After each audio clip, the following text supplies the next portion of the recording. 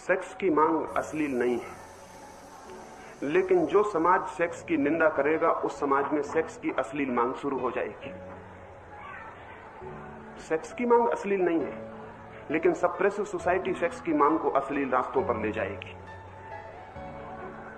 खाना कोई खाने की मांग कोई पाप नहीं है, लेकिन मैं एक ऐसे घर में पैदा हुआ जहां 16 वर्ष तक मैंने कभी रात को खाना नहीं खाया था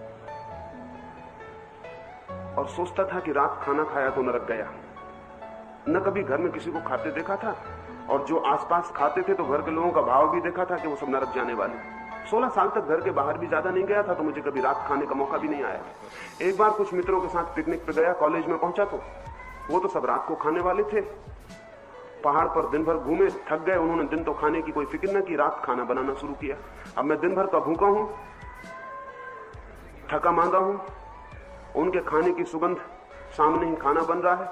मेरा पूरा मन तो इंकार कर रहा है कि खाना मत खाना, क्योंकि इससे बड़ा कोई पाप नहीं है, और भूख कह रही है कि खाना खाना ही पड़ेगा, असंभव है रोकना। फिर उनके खाने की सुगंध घेर रही, फिर उन सबका मनाना भी आकर्षण दे रहा है कि खाइए, से क्या बिगड़ता, हम सब नरक जाएंगे तो तुम भी चले चलना, इतने लोग सब नरक जाएंगे।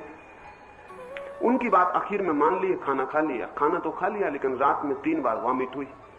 जब तक पूरा खाना नहीं निकल गया तब तक मैं रात में सो नहीं सका। उस दिन मैंने यही सोचा कि ये पापपूर्ण चीज थी, इसलिए वॉमिट हो गई।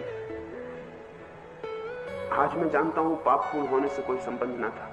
मेरा जो विरोध था, मेरी जो निंदा थी, मेरे जो मन का भाव था, मेरी जो सप्रेस दिमाग था कि नहीं खाना है, उसने रिवोल्ट पैदा किया है, उसने वॉमिट भी पैदा कर दी।